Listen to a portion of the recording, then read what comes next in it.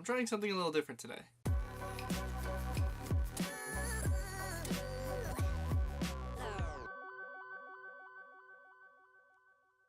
So the audio you're hearing right now is coming straight out of the camera. I have the D750, and it's a Nikon. And it's really not that bad. It's kind of an expensive camera, so you can kind of expect it to be a little bit better. They're not going to just make a $3,000 camera and then not put good quality audio in it. But if you're just starting out, you might have like a cheaper DSLR and the in-camera audio just doesn't really cut it. So you might be thinking to yourself, man, I could really use an external mic. But there's so many to choose from. Well, I'm here to help you out. So with me today, I have two mics. I have the Zoom H1 handy recorder and I have the Rode VidMic Pro. You can get both for under $100. I got this one at Best Buy a few years ago for $100, and I actually got the Rode VidMic Pro on Newegg.com. It was used for around 80 bucks. Now I'm actually making this video for my friend Amir. He was kind of asking me about stuff yesterday, so I kind of gave him some tips. But here's me kind of just showing him out. Blah, blah, blah, blah, blah, blah, blah, blah. I recommended some other little things, and these are kind of the little figurations that you can do.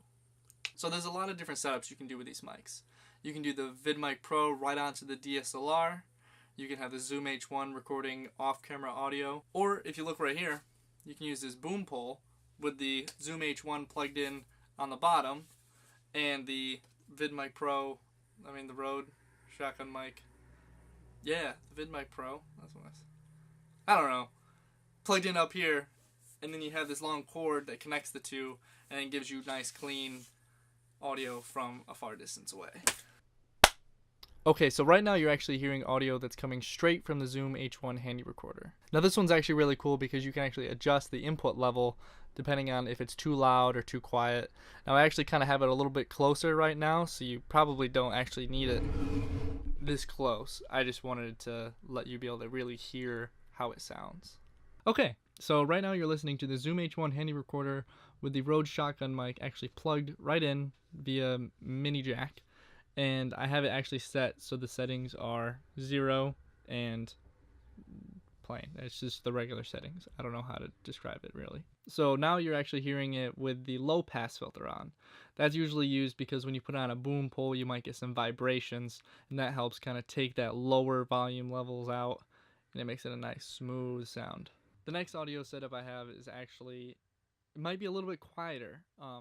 Because I actually set it to -10 decibels. I'm pretty sure it's for when you're at like a concert or there's something just really loud going on and you don't want any peaking. So this helps just kind of cut out the top 10 decibels so everything will be a little bit quieter, more compressed.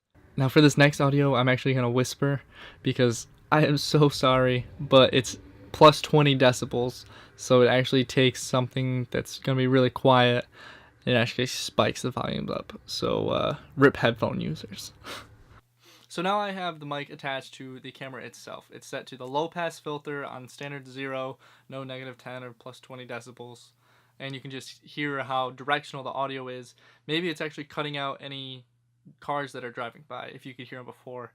So that's one major plus for the shotgun mic. And it actually has a foam cover, so it actually blocks some of the wind too, so that's also a plus. Where if I just had my regular camera and I was outside, just walking would create some wind noise. Okay guys, so here's two configurations. This is the Zoom H1 handy recorder attached to the bottom of a boom pole.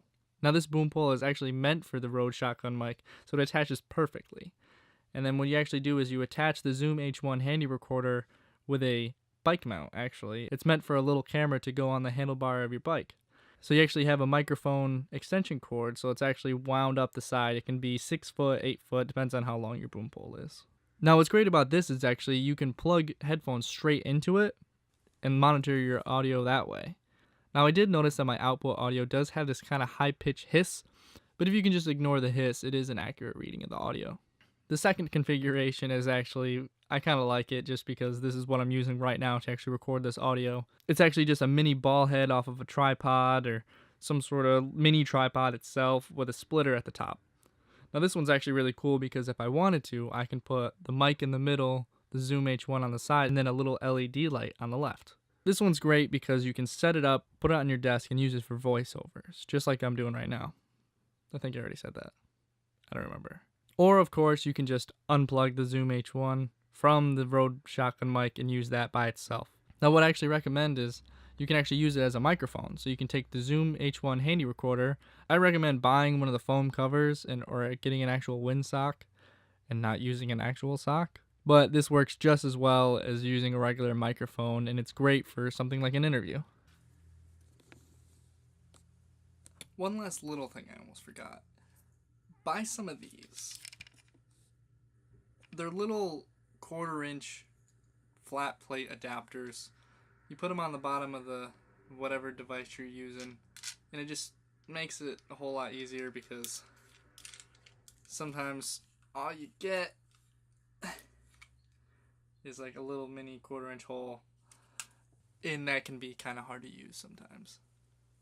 Well, alright guys, I hope that you liked this video. Make sure you hit subscribe. Maybe I'll do some more tips. If you have any more questions, feel free to ask, and I will make a video about it. And good luck filming in the future, and keep on creating there, people. That was the weirdest exit of the fucking... Peace.